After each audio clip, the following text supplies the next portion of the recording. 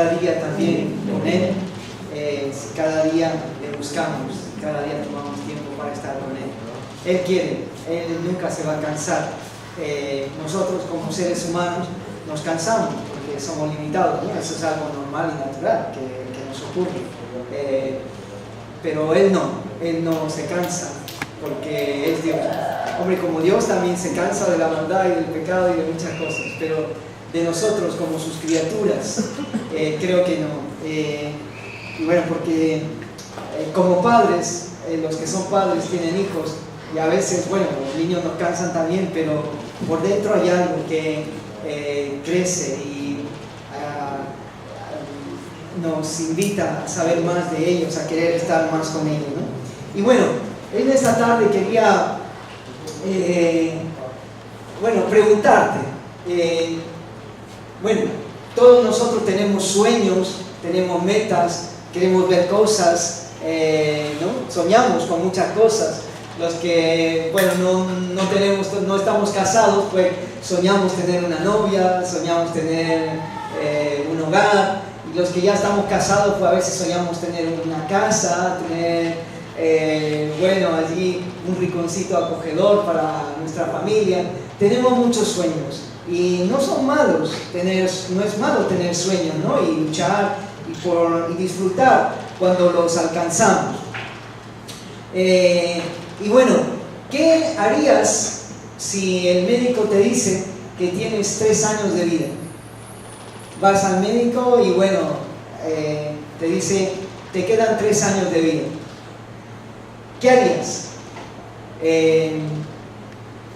Pensarías en tus sueños, en tus metas y tendrías que reorganizar, tendrías que tal vez cambiar tus prioridades. Porque si tienes solo 3 años de vida, hombre, tienes que poner mucha atención a cuáles serían tus prioridades, a qué le vas a dedicar más tiempo, qué es lo que vas a hacer con tu tiempo, con tus recursos, con tu vida, ¿no? Porque solo te quedan 3 años de vida y eso se pasa pronto. Entonces, es curioso que Jesucristo, nuestro Señor, Él empezó su ministerio público cuando tenía, ¿cuántos años? ¿Alguien se acuerda? 30 años tenía él.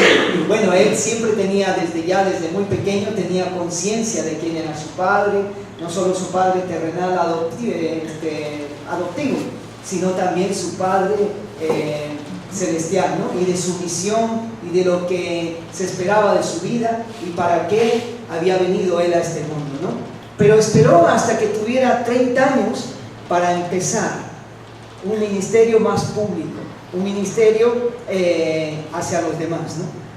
Lo había estado haciendo también, pero esta vez ya con su bautismo empieza su ministerio público. Y ¿a los cuántos años murió? Como hombre, ¿no? Porque él vive por siempre como Dios, pero como hombre, ¿a los cuántos años murió? A los 33. Entonces vivió 3 años intensamente. Y durante esos 3 años, él tenía claro lo que tenía que hacer. No quería perder el tiempo. Él evidentemente se hubiera pasado la vida sanando a todo el mundo y lo podía hacer, pero esa no era su gran obra. Podía haber estado alimentando a muchísima gente y lo hizo, pero no era su gran obra, no era su prioridad. Y una de sus prioridades era, evidentemente, ir a la cruz. Él sabía desde siempre que iba a ir a la cruz, que iba a ir a morir, que iba a morir por nosotros, porque sin eso no tendríamos esperanza. ¿Para qué estuviéramos en esta tarde aquí? No tendría razón ni sentido si es que Él no hubiera dado su vida y por supuesto resucitado después, ¿no? Pero esta era una de sus tareas fundamentales, ¿no? Él sabía que iba a llegar el tiempo en que tendría que abrazar la cruz, iba a morir, ¿no? Y la segunda cosa importante en la que él dedicó su vida, en la que gastó horas, en la que gastó energía y invirtió todos sus recursos, fue en hacer discípulos. Él escogió a 12 hombres y esos 12 hombres transformaron el mundo, impactaron al mundo de aquel entonces. Pero no solo habían esos 12, habían incluso también mujeres después de esos 12, ¿no? Hombres y mujeres que impactaron después que él partió, ¿no? Entonces su tarea fundamental evidentemente era morir en la cruz. Durante esos 3 años terminaría allí, y lo que ocupó su tiempo y su atención el resto del tiempo fue en hacer discípulos. Y vamos a ver eso. Quisiera en esta tarde que nos animáramos un poco, refrescáramos, porque yo sé que tú has escuchado ya la necesidad de hacer discípulos, y tal vez es para algunos un tema nuevo. ¿Qué es eso de hacer discípulos? ¿Qué es un discípulo? Y bueno, vamos a refrescar un poco esto en esta tarde con la ayuda del Señor. La importancia del discipulado. Me gustan estas imágenes porque cuando hablamos de un discipulado, hablamos, ¿no?, de un maestro, hablamos de alguien que dirige a otros, alguien que marca unos valores, un camino hacia dónde ir, ¿no? Y era así que en aquel entonces había maestros y sus discípulos, ¿no? Y esto se ha practicado no solo en el tiempo de Jesús, antes de Jesús y después de Jesús. Cuando hablamos, por ejemplo, del Che Guevara, él tuvo discípulos. Es más, Fidel Castro era un discípulo del Che Guevara.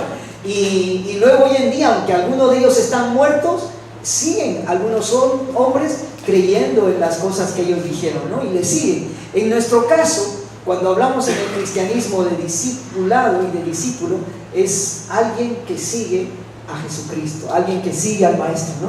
Y me gusta por esto esta imagen que está luego aquí hacia la derecha, en la que vemos allá al fondo a Jesús y a 2 de sus discípulos caminando detrás de él, ¿no? Porque el discipulado fundamentalmente cristiano no es seguir una serie de enseñanzas, no es seguir a un líder que puede llamarse incluso pastor, aunque gracias a Dios tenemos un buen pastor, pero a veces hay líderes muy carismáticos y luego la gente empieza a seguirle a ellos. Y el buen líder es aquel que ayuda a seguir a otros a Jesús. No hace gente que le sigue a él, sino que él ayuda y facilita para que esos otros sigan a aquel que él también está siguiendo. En este caso, pues, es a Jesucristo, ¿no? Y de esto se trata el discipulado.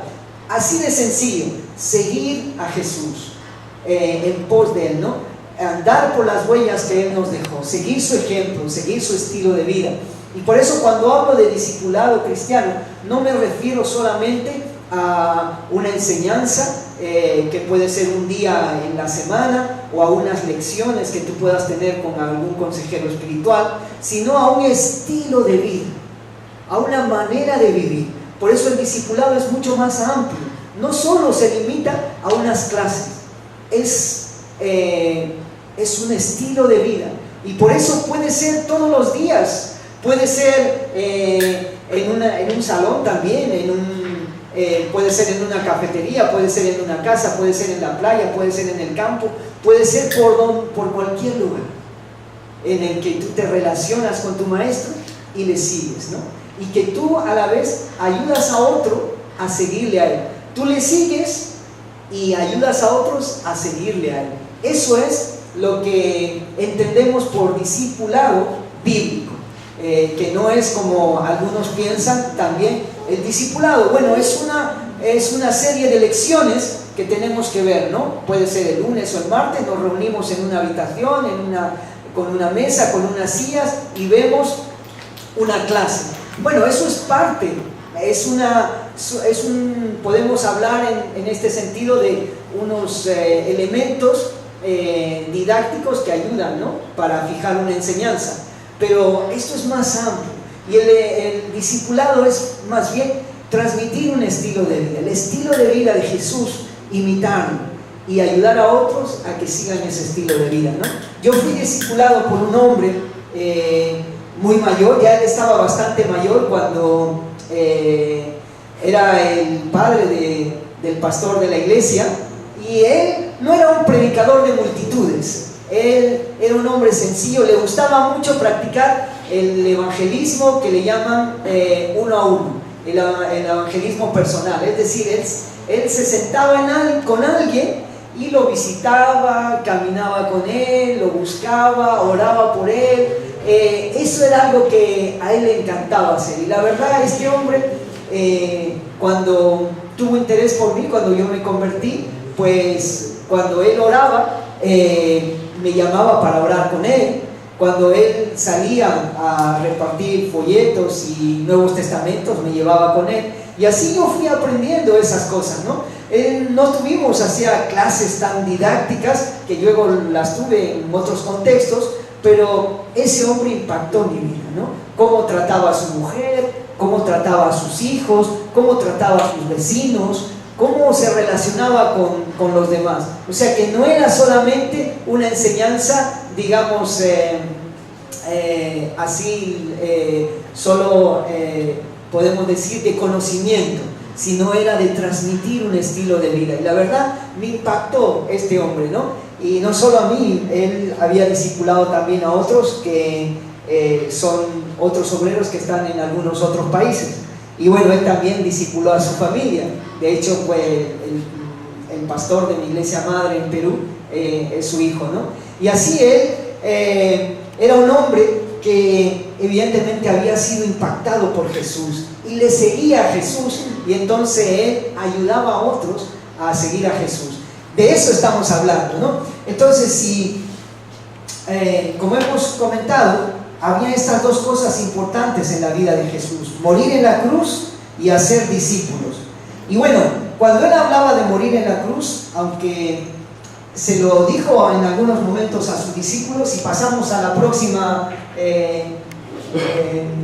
aquí en Lucas 9, 43, 45 y 51, la escritura nos dice lo siguiente: y todos se admiraban de la grandeza de Dios.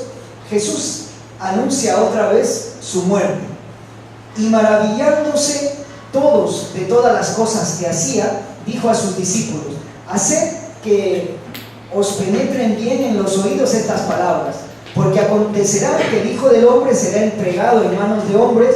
Mas ellos no entendían estas palabras, pues les estaba velada para que no las vuelve atrás.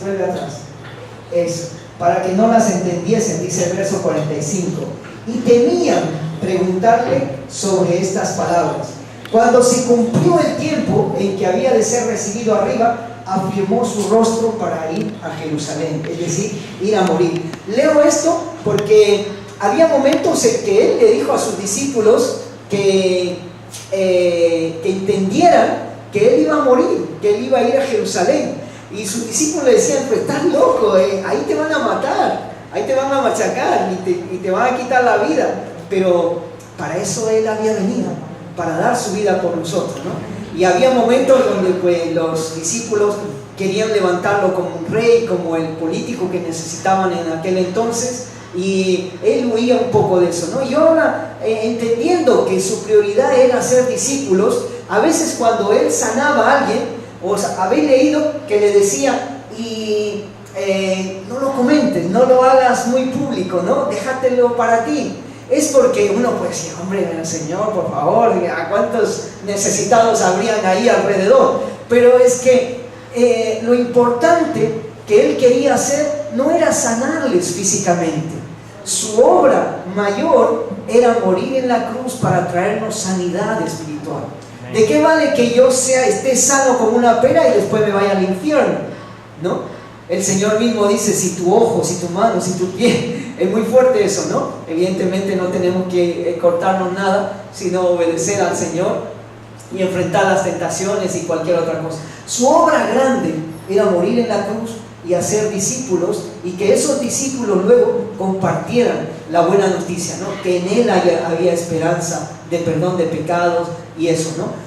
No hay nada malo en recibir una sanidad. Es más, él murió también por nuestros pecados, pero su obra grande, su obra importante era dar la vida para rescatarnos del infierno, era darnos vida espiritual, ¿no? Y él estaba dedicado las 24 horas para formar a esos discípulos, ¿no? Él no solo les decía, bueno chicos, tenemos clases el lunes, el martes y ya os veo, ¿vale? No, Él los cogió, comían juntos, caminaban juntos, era un discipulado intensivo de 24 horas durante 3 años. Estuvo ahí, ¿no? Claro, Él estaba preparando a ellos para que ellos luego hicieran otros discípulos, ¿no? Y por eso les dedicó tiempo y todo. Comento esto porque el discipulado realmente bíblico tiene que ver así, de una manera amplia. No podemos limitarla a unas horas, no podemos limitarla a yo solamente dar algunos principios teológicos o que se queden solo en la mente, ¿no? Y vamos a ir a la siguiente viñeta, donde nos habla de esta Mateo, ahora sí. Este es uno de los textos que encontramos en el Nuevo Testamento que nos habla y nos hace énfasis y nos habla con claridad sobre este gran encargo, este gran mandamiento que el Señor le deja a sus discípulos, ¿no? De hacer discípulos, no solo de evangelizar, de hablar a otros, sino de hacer. Para mí esto está siendo revolucionario, de verdad. Yo estoy releyendo y reeducándome en esto, ¿no? En la necesidad de hacer discípulos. Y no solo digo, bueno, fuera de mi hogar, ¿no? En mi hogar mismo, ocuparme para, bueno, hacer todo lo que esté evidentemente en mis manos para que un día mis hijos sigan también aquel a quien yo sigo, ¿no? Y bueno, y entonces vemos este texto que dice, y como le vieron, le adoraron, mas algunos dudaban. Bueno, unos versículos atrás, este texto nos habla del momento en que Jesús aparece a sus discípulos, ¿no? Algunos estaban desanimados porque pensaban que, bueno, ya había muerto. Otros le habían visto, pero algunos todavía no creían, ¿no? Hasta que le vieran, ¿no? Como Tomás, ¿no? Dijo, si yo no meto mi mano en su costado, no creeré, ¿no? Y el Señor se le aparece, eso, ¿no? Y aquí es un momento donde ya no estaban solo los 12, aquí ya estaban, porque después de los 12 hubieron unos 70, y aquí ya había un grupo más grande, ¿no? Luego encontramos a los 120, aquí ya era un grupo más grande, ¿no? Y bueno, algunos ya lo habían visto. Cosa curiosa, las mujeres fueron las primeras que anunciaron que Él había resucitado. Así que mujeres, cuando hablamos de los 12 discípulos varones, evidentemente ustedes no se queden atrás, ¿no? Porque el Señor cuenta también con ustedes, ¿no? Y bueno, sois también llamadas a ser discípulos, ¿no? Y cosa curiosa, al principio, bueno, fueron las primeras que anunciaron la resurrección del Señor, ¿no? Y los discípulos de Pedro ni les creía, pensaba que ellas estaban media locas, que habían desvariado por la pena que tenían, ¿no? Pero realmente habían visto al Señor y lo estaban anunciando. Y bueno, cuando le vieron ahí, ahora sí presente a Él, bueno, algunos que incluso dudaban viéndole, ¿no? ¿Será esto será un espejismo? Y dice, y cuando le vieron le adoraron, mas algunos dudaban. Y llegando Jesús les habló diciendo, toda potestad me es dada en el cielo y en la tierra. Por tanto, id y adoctrinar a todos los gentiles. Y cuando dice adoctrinar, las versiones nuestras dice, pues, hacer discípulos, ¿no? Unas traducciones más antiguas dicen así, como la textual. Y entonces dice, por tanto, id adoctrinar o hacer discípulos a todos los gentiles, bautizándonos en el nombre del Padre, del Hijo y del Espíritu Santo, enseñándoles que guarden todas las cosas que yo os he mandado, y aquí yo estoy con vosotros todos los días hasta el fin del mundo. Amén. Bueno, algunos lo sabemos de memoria esto, y vamos a repasar un poquito, poco a poco, para ir a entender más y tratar de sacarle un poco más de exactamente qué es lo que Jesús les pedía a sus discípulos con este asunto del discipulado, ¿no? Y bueno, cuando le vieron le adoraron, mas algunos dudaban.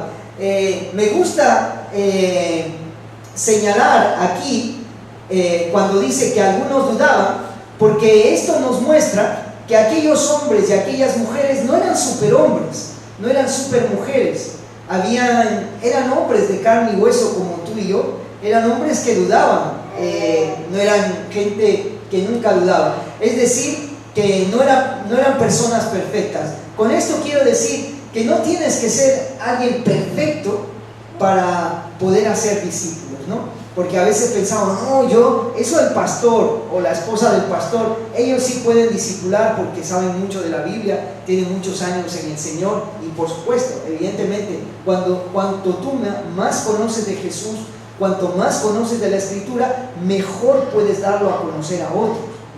Pero no tienes que saberlo todo para empezar a compartir quién es Jesús y la necesidad de seguirle, la necesidad de creer en Él, la necesidad de confiar en Él, ¿no? Cualquiera de nosotros puede hacerlo.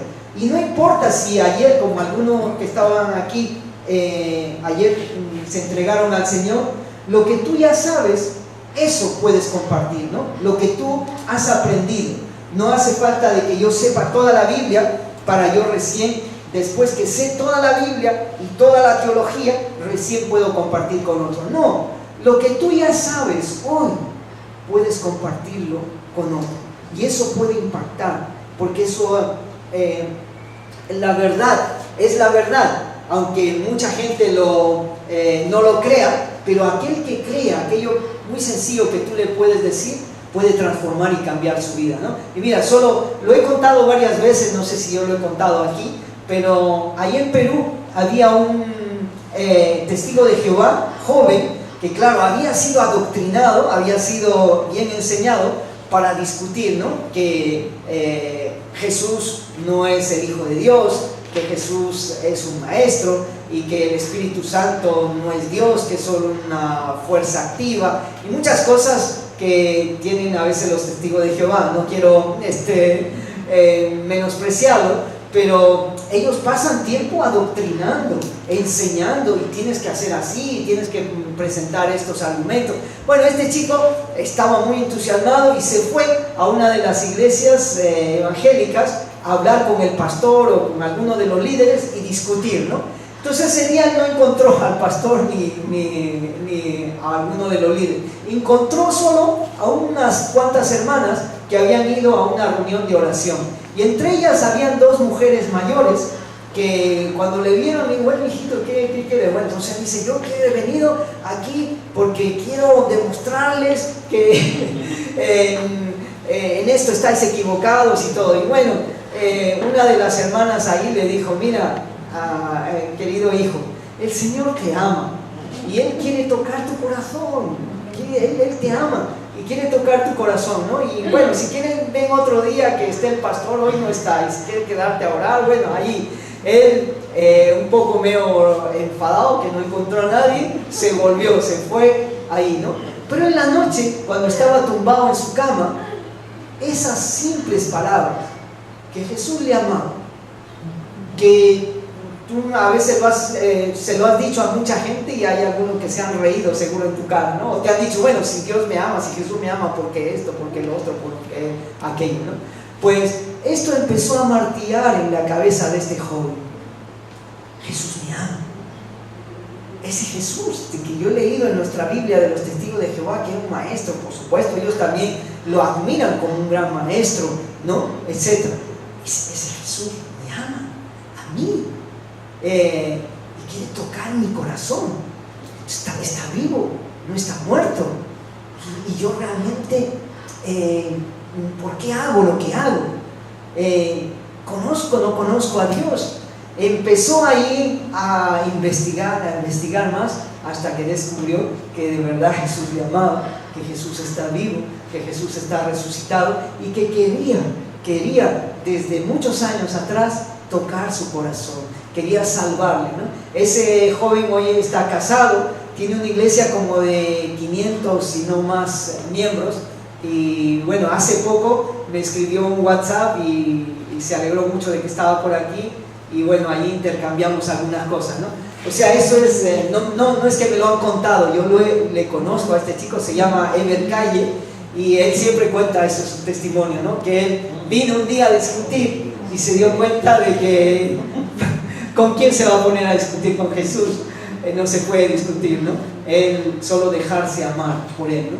Entonces, eso fue lo que le dieron estas hermanas, y evidentemente Dios después usa más cosas, ¿no? Entonces, cuando hablamos de que Dios quiere usar a hombres como tú y yo, imperfectos, lo quiere hacer. De verdad, quiero que salgas convencido, convencida de que Dios quiere usarte. Dios quiere que tú seas un instrumento para hacer discípulos, ¿no? Y como digo, no tienes que saberlo todo. Como el discipulado también lo hemos, a veces hemos puesto el ejemplo para poderlo entender mejor de los padres, ¿no? Cuando los padres tienen un hijo, un niño, una niña, hombre, tienen que cuidarlo. Pero ellos no tienen que solucionarle toda la vida, no podrían. Es como, por ejemplo, nuestros hijos cuando están enfermos. Yo no puedo hacer toda la carrera de médico o de pediatra para atender a mi hijo, pero están los pediatras, están los médicos. Lo que yo sí tengo que hacer es cogerlo y llevarlo, ¿no?, a donde hace falta, ¿no? O cuando mi hijo necesita que le corten el pelo, yo podría cortarle el pelo, pero lo llevo al peluquero que está mejor preparado que yo para cortarle, ¿no? Es decir, que tú a tu discípulo o discípula no tienes por qué darle todo, pero tú sí tienes que cuidarle, tienes que llevarle a la Biblia. Y si ella o él tiene alguna pregunta que tú no puedes responder, pues para eso está el pastor, para eso están otras personas mayores que conocen más la Biblia, que pueden ayudarte. Pero necesita, o sea, cada niño pequeño, ¿qué haría una niña pequeña sin su madre, sin su padre? Estaría perdido, no duraría mucho tiempo, moriría. Y en muchas personas les ocurre eso. Yo estaba en una campaña en Perú que tuvimos, Juan, 200 decisiones por Cristo. Es decir, como ayer, 200, bueno, no fue en un día, fue durante, creo, 3 días seguidos, y lo hicimos en un parque. Y claro, vino un cantante peruano. Imagínate que Julio Iglesias se convierte y ahora él empieza a cantar canciones del Señor, y nosotros le invitamos que venga aquí a Málaga, ¿no?, a que cante canciones del Señor. Imagínate, mucha gente vendría, ¿no?, porque wow, Julio Iglesias, o yo qué sé, alguien así muy conocido. Pues un cantante así muy famoso ahí en Perú, pues se convirtió y lo invitamos.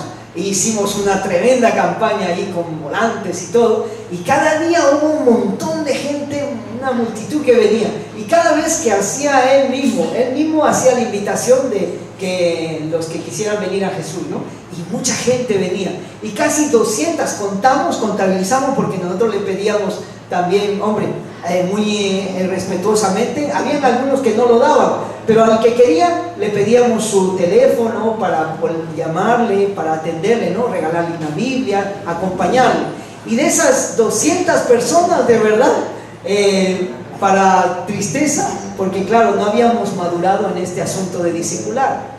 Después yo creo que habíamos visto unas 5 o 3, 4 de esas personas, de esas 200. Hombre, habrían algunos que luego es como la parábola de la semilla, ¿no?, que la semilla cae en buena tierra. Cuando es buena tierra, esa continúa. Pero hay algunas personas que el primer día que se entregan al Señor están contentas, están felices, pero después viene el enemigo, les empieza a meter dudas y les empieza a desanimar, ¿no?, o los afanes de la vida, tantas otras cosas que desaniman a la gente, ¿no? Pero yo muchas veces me he preguntado, Señor, bueno, si allí había 4 tipos de tierra, digamos, como la que tú hablas, como la de las que tú hablas, ¿no?, de esas 200 personas, por lo menos tendríamos que haber visto 20 al final, o 25, o 50, ¿no? Pero no las vimos. Y yo creo que no las vimos porque parte era nuestra culpa. No nos habíamos dedicado a buscarlas, a llamarlas, a cuidarlas, a preguntar. No es como cuando un niño pequeño necesita de sus padres para ser alimentado, para cambiarle los pañales. Por supuesto que eso a nadie le gusta, cambiar los pañales, ya ve, con el olor que tiene, o levantarte en la noche cuando llora y darle. Bueno, los que hemos tenido hijos sabemos cómo se padece, ¿no?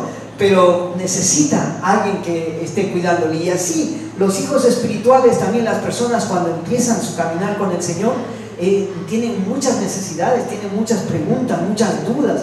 ¿Y ahora qué? ¿Y qué le digo a mi cónyuge? ¿Qué le digo a mis hijos, a mis compañeros? O mira, me han dicho esto, no sé qué responderle. Entonces necesitamos cuidarles. Y claro, es agotador, pero el Señor nos va a dar fuerza, ¿no?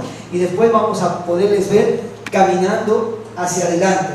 Y entonces, si vamos un poquito más adelante, entonces no se necesita personas súper perfectas, solo se necesita personas que estén dispuestas, que quieran cuidar a otro, que quieran preocuparse por otro, ¿no?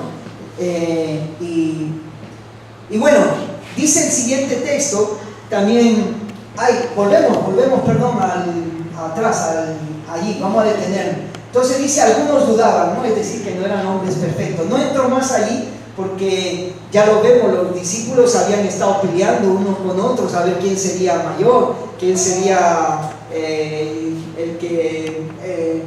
jefe de todos, y el Señor les tiene que enseñar que el que tiene que ser mayor tiene que ser el que sirve.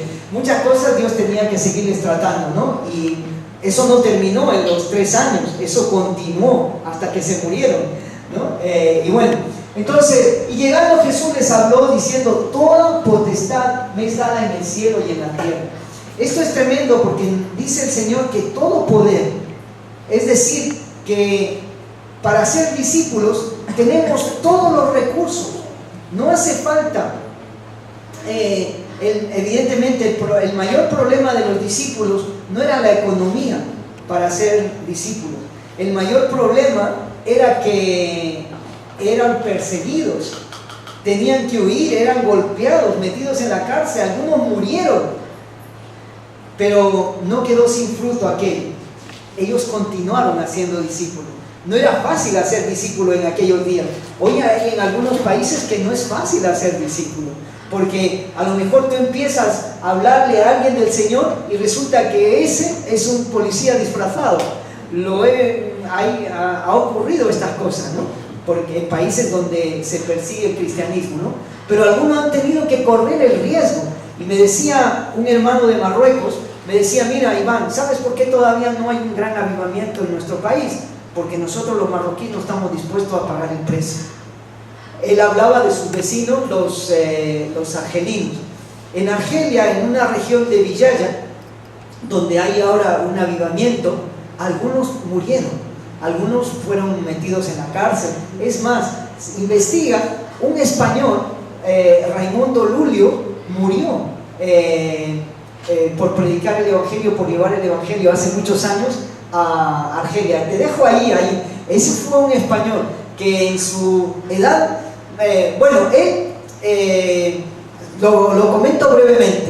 Era un español que vivió, creo, en la corte de Felipe VI, bueno, en una de las cortes de ellos, y una vida de juerga, de borrachera, de mujeres, de un desenfreno tremendo, y él ahí metido en todo ese mundillo, pero empezó a tener un hambre genuino por Dios, un hambre por Jesucristo.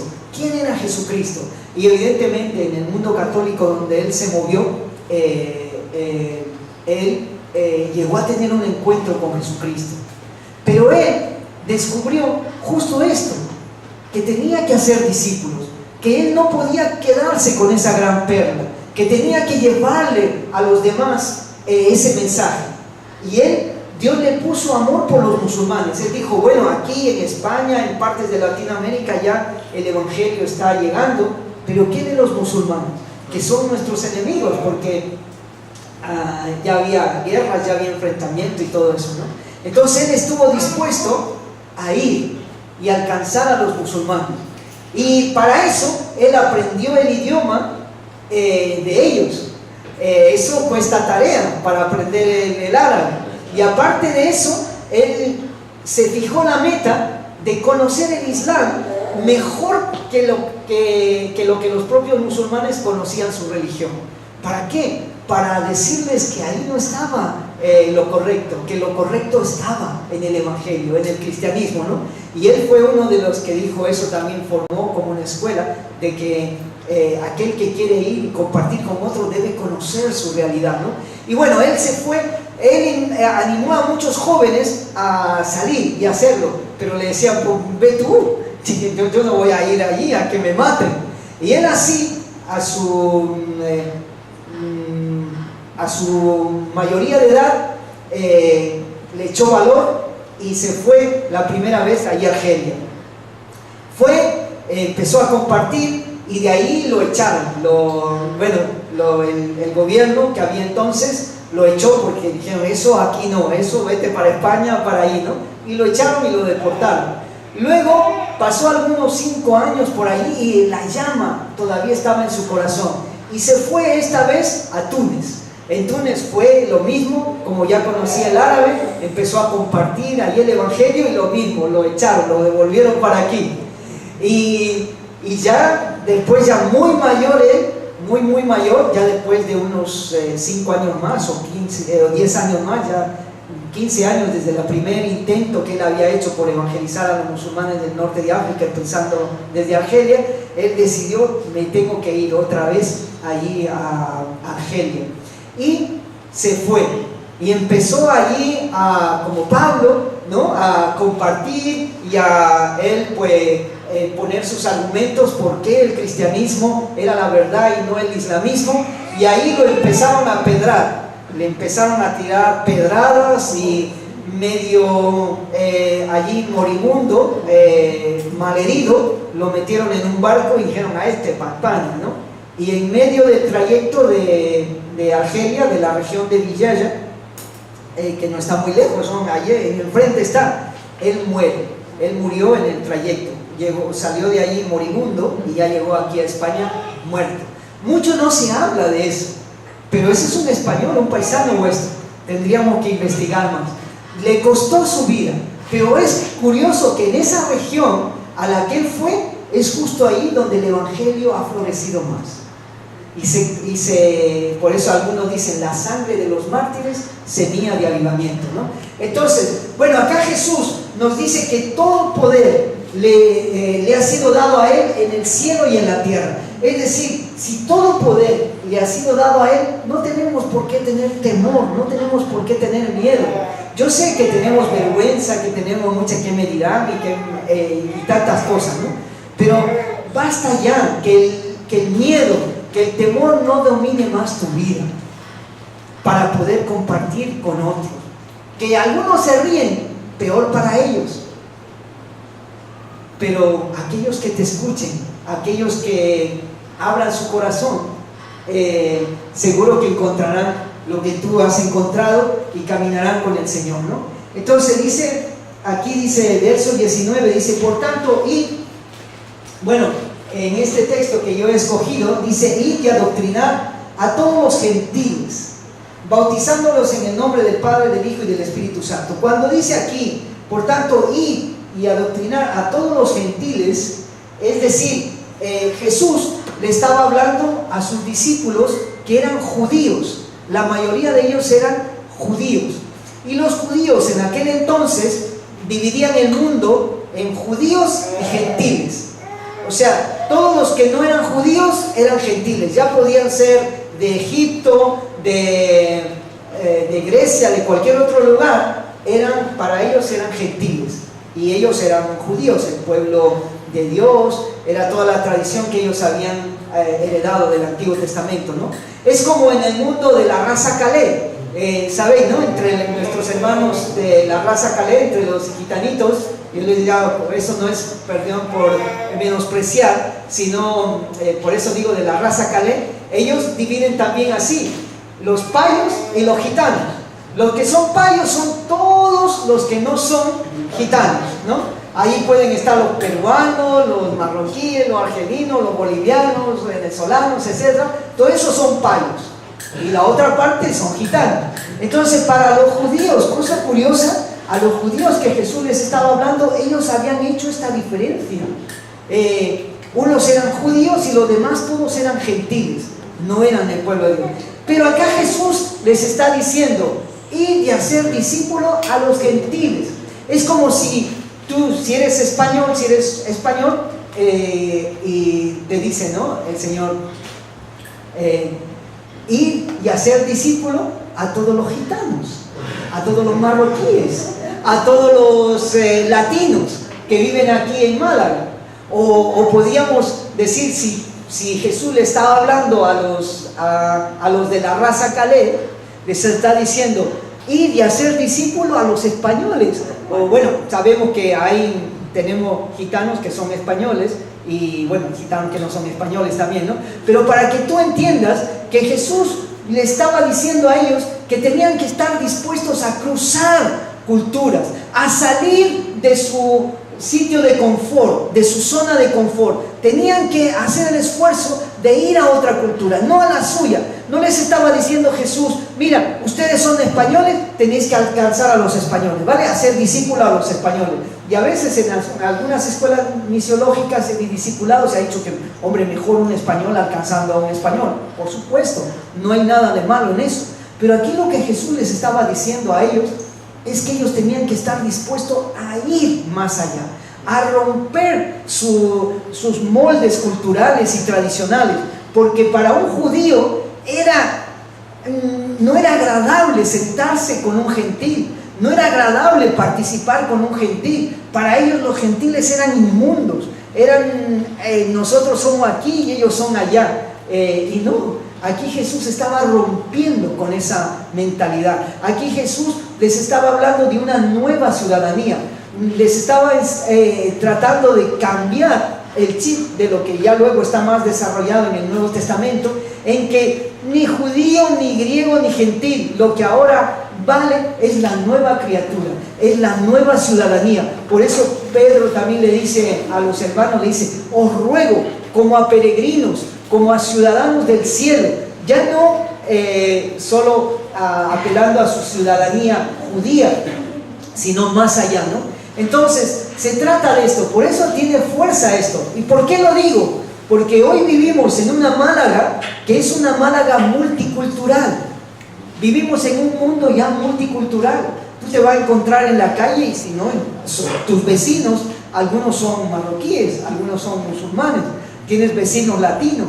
El mundo está cambiando y la iglesia de Jesús tiene que ser una iglesia dispuesta a ser discípulos a todas las culturas, a todas las naciones, y esas naciones ya están entre nosotros. Solo lo digo porque así era el momento. Es como si, imagínate, acá está Jesús, ¿no? Jesús nos está hablando a nosotros, y entonces Jesús te dice, mira, tienes que ir y hacer discípulos, tienes que enseñar no le dice a los españoles, sino a todas las naciones. Ese es el texto fuerte, a todos los gentiles. O sea, literalmente por eso salió a los gentiles, es decir, no a los solo de la raza judía. Es decir, les estaba diciendo, no tenéis que quedaros en vuestras cuatro paredes, tenéis que pensar, pero es que Señor, esa gente no es como nosotros, pero es que esa gente come otras cosas, pero es que esa gente habla de otra manera, pero es que esa gente se viste de otra manera, pero es que esa gente tiene otra manera de ser, otra cultura, tiene su forma. No. Aquí Jesús les estaba hablando de una nueva manera, y por eso el Evangelio trasciende a las culturas, a las formas, y a veces incluso nuestras formas de adorar, nuestras formas de culto, tienen un modelo que sí funciona, pero no por eso es mejor. Tenemos que ir siempre a la raíz, ¿no? Para ver que las culturas que vienen aquí, sean latinas, sean de la raza Caleb, puedan estar cómodas y todos juntos crecer en esa nueva ciudadanía, podemos decir en esa nueva cultura, la cultura del reino. Y de verdad esto es un tema más profundo, no voy a hablar más de eso porque no era mi intención tampoco, pero nosotros estamos llamados a vivir en la cultura del reino, no en la cultura peruana, ni en la cultura española, ni en la cultura de la raza Caleb, sino en la cultura del reino de los cielos, porque eso es lo que va a trascender. Porque las culturas tienen cosas buenas y tienen cosas malas, pero la cultura humana hoy en día, el sistema humano cada vez está más pecaminoso, cada vez está más podrido, y perdónenme con la expresión esta, pero podría usar otros términos que son más fuertes. Cuando por ejemplo la escritura nos dice que alumbremos, somos como luminares en medio de una generación maligna y perversa. Cuando vamos al original, significa una generación retorcida, una generación dañada, enferma, no sana. Así que el término que he dicho antes es muy poco de lo que realmente dice la Escritura de la generación del sistema en el que vivimos hoy, ¿no? Y ya no, bueno, hoy ya sabéis que hoy hay en países donde tú te puedes casar con un animal, sí, te puedes casar con un perro, sí, pero bueno, no voy a entrar en detalles, a lo mejor por los más pequeños, pero hay países donde ya hoy en día los hombres, un hombre con un hombre se puede casar, una mujer con una mujer se puede casar, eso lo vemos, ¿no? Y también va a llegar el tiempo, como digo, que tú te vas a poder casar con tu perro, con tu perra, ¿por qué no? Si estás más tiempo con él, si tú, no voy a entrar más en esos términos, pero hoy vivimos en una sociedad que está retorcida, que está enferma, y por eso la iglesia es la columna y baluarte de esta sociedad, ¿no? Y bueno, entonces vemos que no tenemos que tener temor, porque el Señor nos dice que todo potestad, todo poder le ha sido dado a Él en el cielo y en la tierra, y llegará el día donde a lo mejor lo que yo he dicho, como está grabado, va a venir alguien y me va a querer llevar a juicio y me va a decir: Iván, tú has dicho eso, y yo voy a tenerle que decir que sí, que lo he dicho, porque no voy a poderme esconder, ¿no? Y eso va con Iván Lerma, no va con la iglesia, ¿vale? Pero yo le voy a tener que decir también, como ya un pastor amigo mío fue y dijo: eso está escrito en la Biblia, y la Biblia es un documento de dominio público. La Biblia no es un documento de propiedad solo de la iglesia. La Biblia es un documento patrimonio del mundo, por lo menos de aquellos países más educados que la consideran y la valoran, ¿no? Entonces la Biblia dice eso. Desgraciadamente hoy en día hay grupos que están tratando de quitar todos esos textos donde dice esto, ¿no? De cambiarlo, de suavizarlo, y eso ya está ocurriendo también. Pero si nosotros volvemos a las traducciones más antiguas, a los textos más originales, más antiguos, nos encontraremos que eso dice la Biblia, ¿no? Que no es algo que yo me lo he inventado. Y eso va a llegar momentos donde tenemos que enfrentar todo este tipo de persecución, y Dios nos ayude, porque nos va a tocar tal vez ser como Juan el Bautista, que le quitaron la cabeza, pero la verdad continuó y continuará, porque la verdad es de Dios, y aunque el mundo pase, la palabra del Señor no pasa. Entonces, por tanto, no tengáis temor. Y este imperativo dice aquí, ¿no? El 19, id, es un imperativo, es decir, es una orden.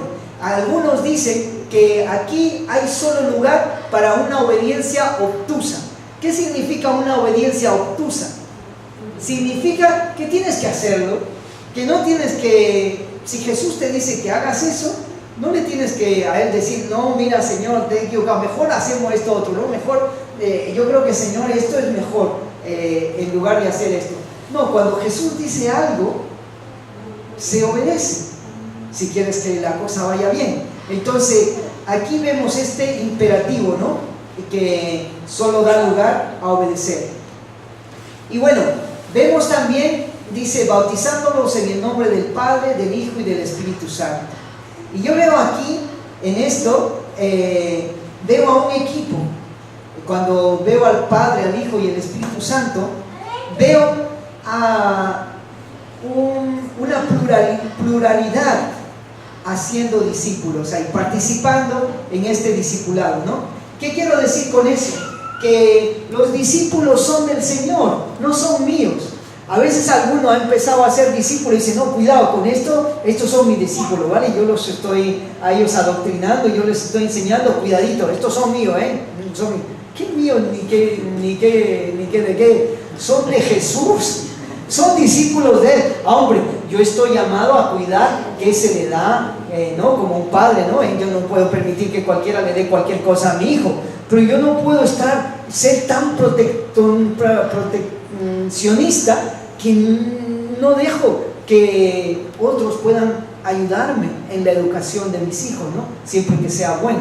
Entonces, ¿Por qué digo eso también? Porque hay cosas que tú no puedes y tienes que dejar que otros vengan, ¿no? Yo no puedo ser el maestro, por eso he puesto a mi hijo en el colegio. Y bueno, me buscaría así problemas grandes si no lo llevo al cole, ¿no?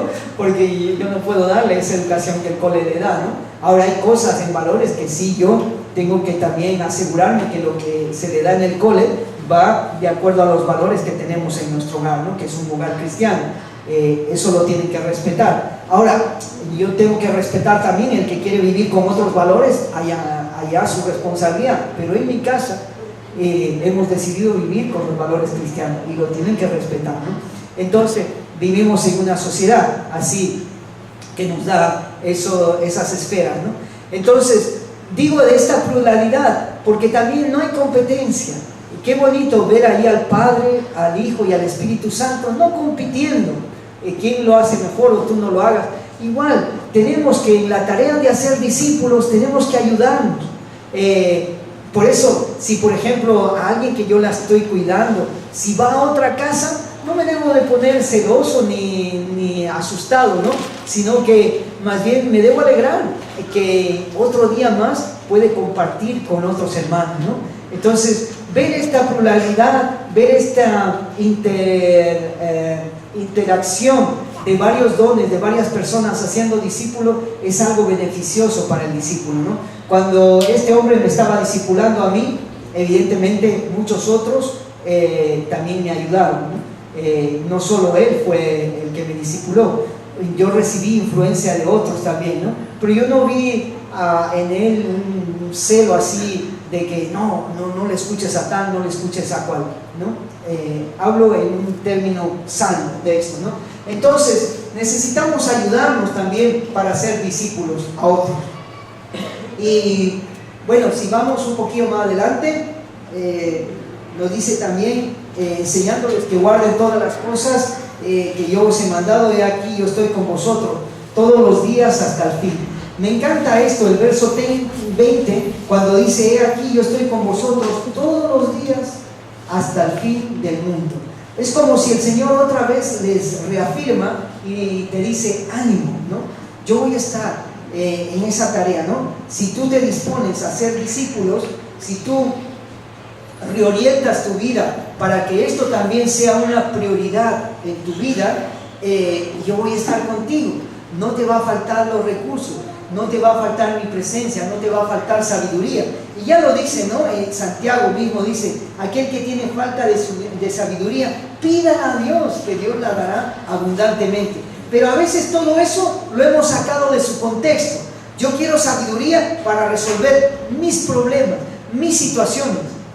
Y no, evidentemente Dios me va a dar sabiduría para resolver todo aquello que está de acuerdo a su voluntad, porque Dios no me va a dar sabiduría para yo robar en un banco, ¿no? Que cuando tengo necesidad económica, lo he dicho exagerándolo, ¿no? Entonces Dios me va a dar sabiduría en tanto y cuanto yo la voy a usar para hacer las cosas dentro de su voluntad. Y por eso lo digo esto, porque este texto que dice, y aquí estoy yo con vosotros todos los días hasta el fin, pues lo hemos sacado de su contexto y le decimos, no tengas miedo, mira, Jesús va a estar contigo todos los días hasta el fin del mundo. Y después uno a lo mejor está pasando una racha muy mala, o eso a veces pensamos que ya tú no te va a ocurrir nada, no te vas a morir, no te va a ocurrir nada. No, a los cristianos también nos ocurren cosas, y por supuesto que Él va a estar, aún en medio de las pruebas y las dificultades, Él va a estar contigo, Él no te va a dejar. Es decir, el hecho de que Él esté con nosotros todos los días hasta el fin del mundo, eso no quiere decir que ya no vamos a tener problemas, que ya no nos vamos a enfermar, que ya no vamos a pasar tribulaciones. No, todo eso va a seguir ocurriendo. Pero eso fue dado en ese contexto de hacer discípulos. Es decir, que yo puedo reclamar estas promesas cuando estoy haciendo discípulos. Eso es lo que quiero darte a entender. Hombre, Dios es misericordioso, bueno y bondadoso y te ama, y por supuesto que Él te va a auxiliar en muchas de los momentos difíciles de tu vida, de tu matrimonio, de la situación laboral en la que estás viviendo. Pero esas promesas fueron dadas en este contexto, cuando Él le dijo que hicieran discípulos. Es cuando Él le dice: todo poder me es dado en el cielo y en la tierra, no tengas temor, haz discípulos. Yo estoy con vosotros todos los días hasta el fin. Haz discípulos. Enséñales lo que yo te he enseñado. Lo que has aprendido, eso también enséñale a otro. Y de verdad eso va a cambiar tu vida. Tu vida va a dejar de ser una vida egoísta, centrada solamente en ti, en lo que yo quiero. Y de verdad yo he estado en algunos momentos en mi vida, y ahora todavía tengo algunos episodios en que estoy en mí, en mi cosa, en lo mío, Y claro, yo digo, cuando no ocurre eso que yo estoy, entonces digo: ¿dónde estás, Dios? ¿Por qué a este sí y a mí no?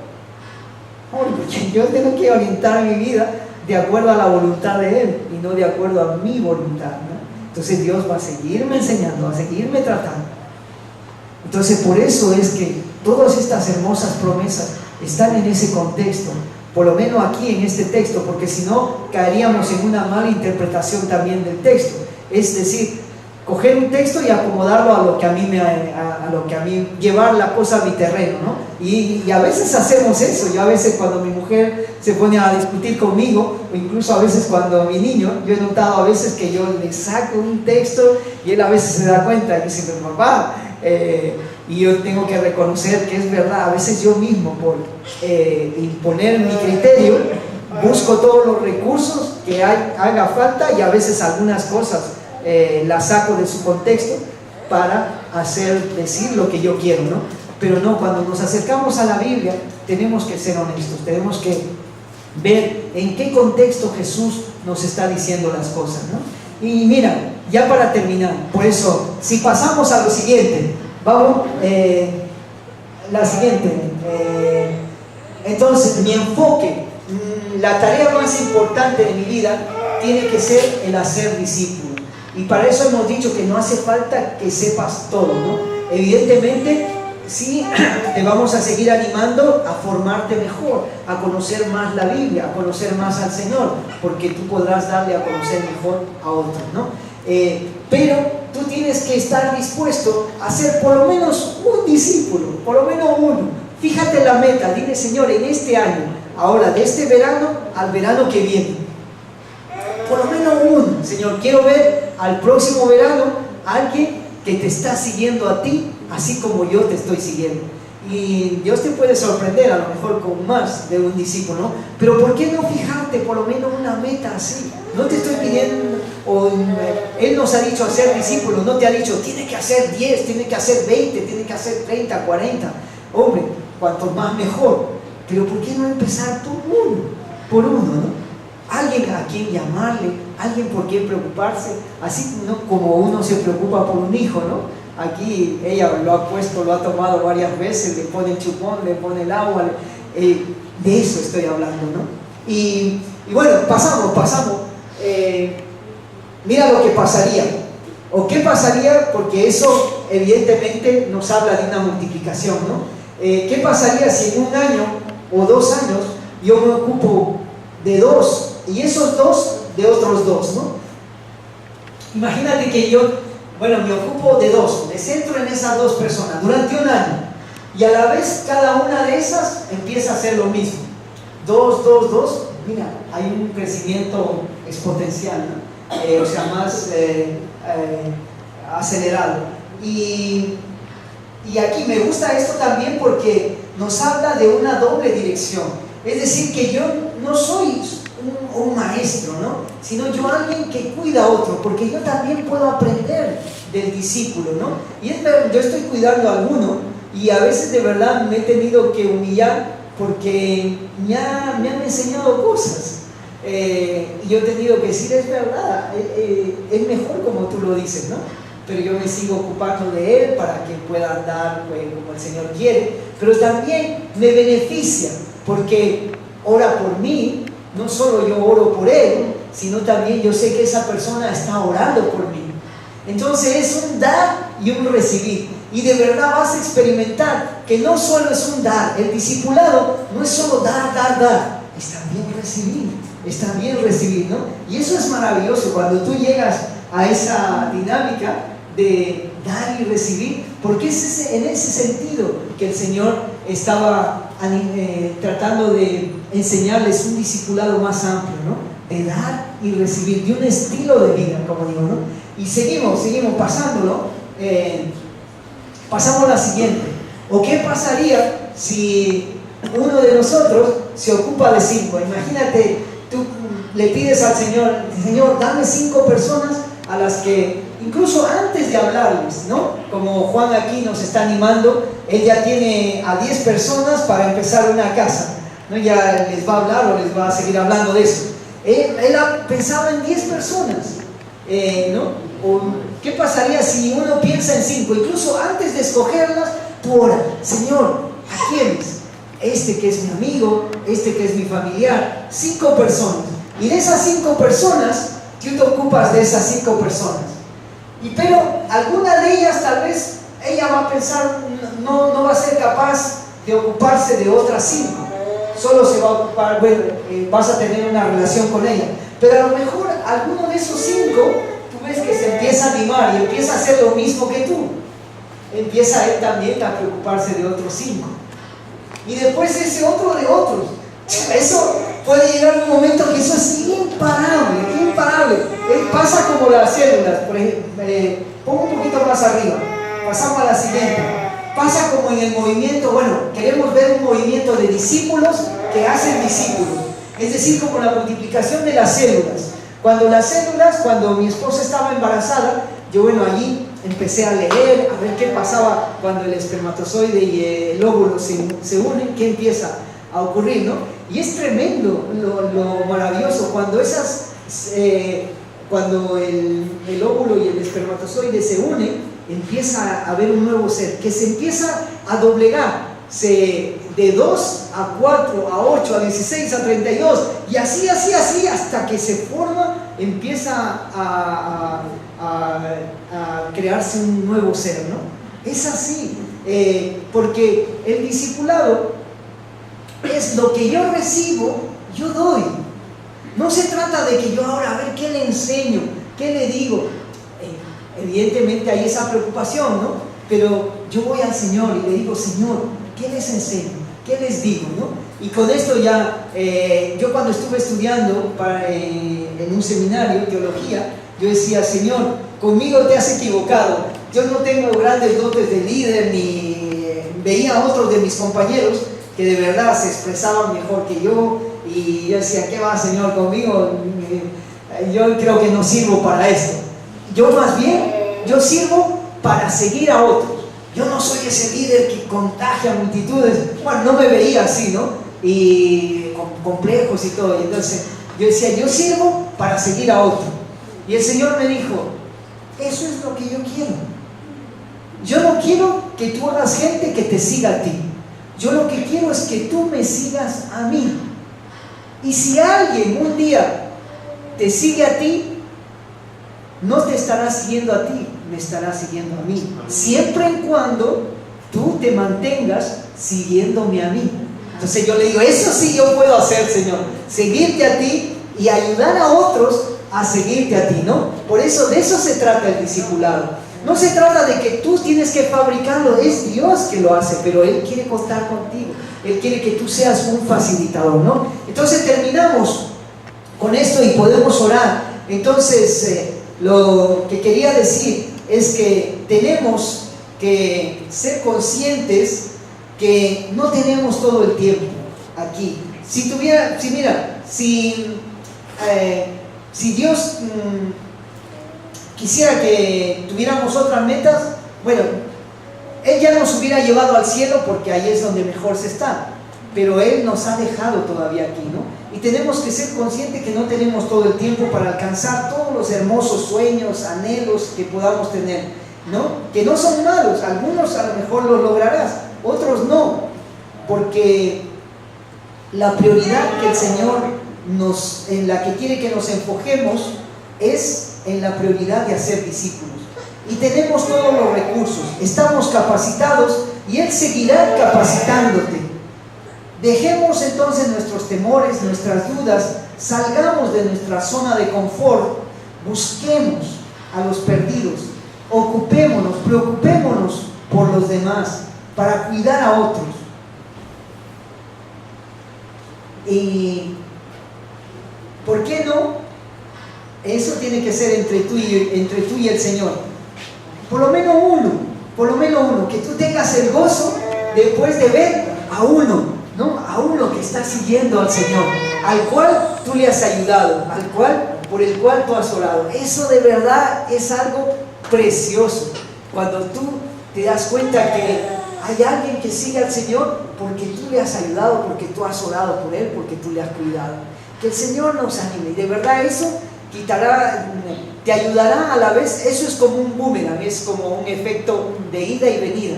Eso te ayudará a ser una persona menos egoísta, te ayudará a ser una persona más generosa. Bregarás con tus problemas, pero verás que otros también tienen problemas y que siempre hay algo que tú puedes hacer. Por lo menos orar por aquel, por lo menos darle una palabra de aliento, por lo menos una llamadita, ¿no? Y verás que como cuando tú das, esa o ese también te va a ayudar y vais a los dos caminar el camino del Señor, siguiéndole, animándote. Ha habido momentos en que yo también he querido tirar la toalla, como tal vez tú en esta tarde, no lo sé, o durante la semana. Y ha habido alguien que me ha dicho una llamada, una palabra de ánimo, y yo he dicho, ¿por qué no? Seguimos.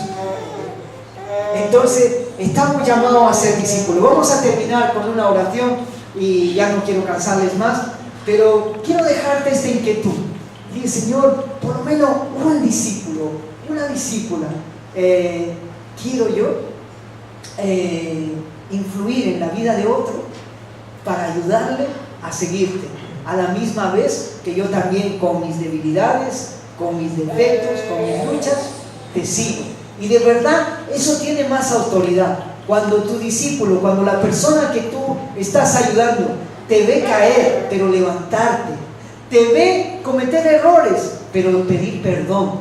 Eso de verdad la otra persona se anima porque ve esperanza, porque ve que es posible y no ve a un maestro o a alguien que es un perfecto, porque no lo hay, solo Él es perfecto al que estamos llamados a ser.